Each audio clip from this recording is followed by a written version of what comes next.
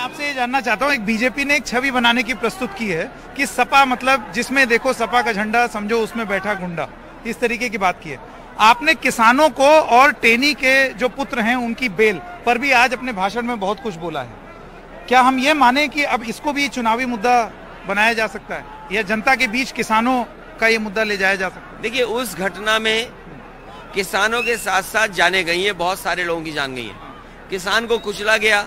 और उससे पहले का भाषण याद कीजिए कि उनके पिता गृह राज्य मंत्री जो हैं उन्होंने कहा कि मुझे मंत्री मत समझो, मुझे सांसद मत समझो, मुझे कुछ और समझो, ये धमकी वाली बात हुई हो। और उसके बाद जीप से किसानों को कुचल दिया गया हो और उसके बाद भी कई लोगों की जान गई हो, तो आखिरकार जिम्मेदार कौन है? जिम्मेदार तो यही है।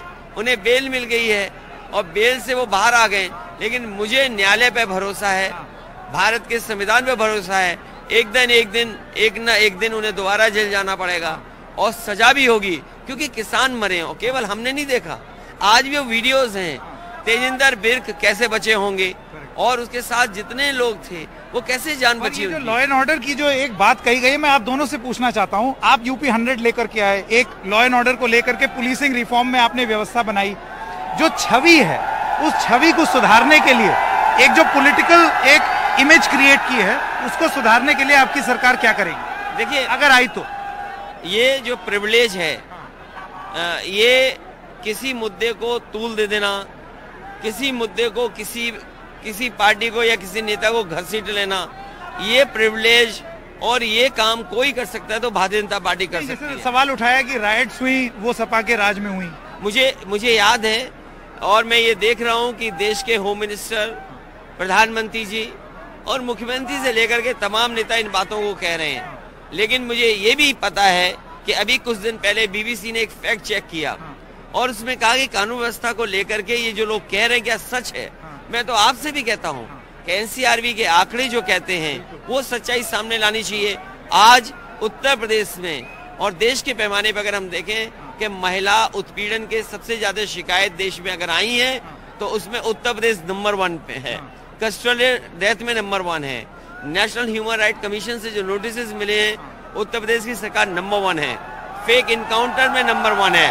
और देश में हमें कोई बताए कि एक आईपीएस फरार हो, मैं कहता हूं कानून व्यवस्था की बात कर रहे हैं, लेकिन क्या आईपीएस फरार की बात करेगी बीजेपी?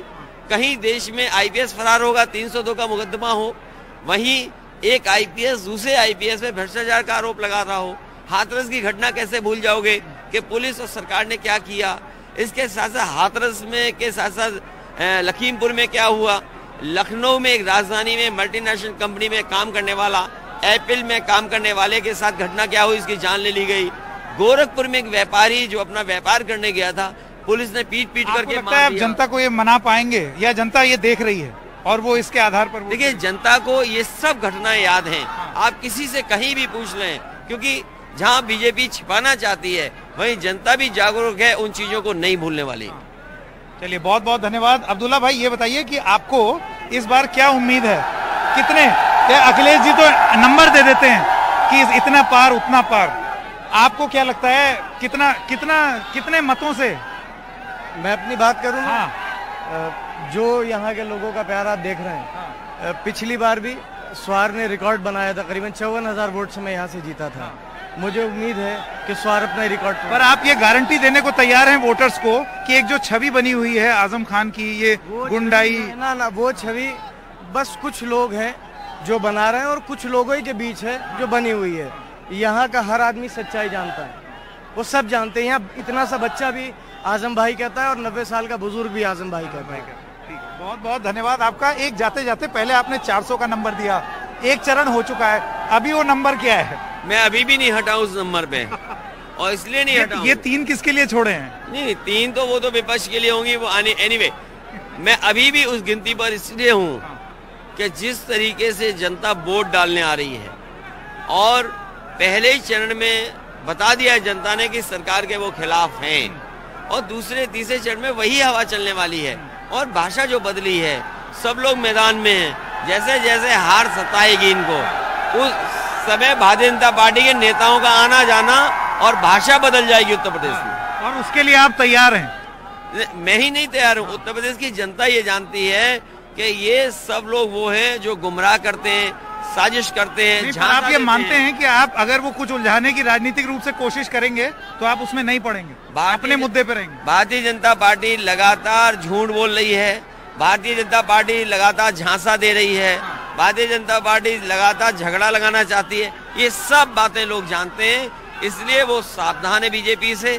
कई बार यहाँ की जनता ने मौका दिया है, लेकिन उत्तर प्रदेश की जनता को कुछ नहीं मिला है। इस बार उत्तर प्रदेश की जनता इनको सबक सिखाएगी।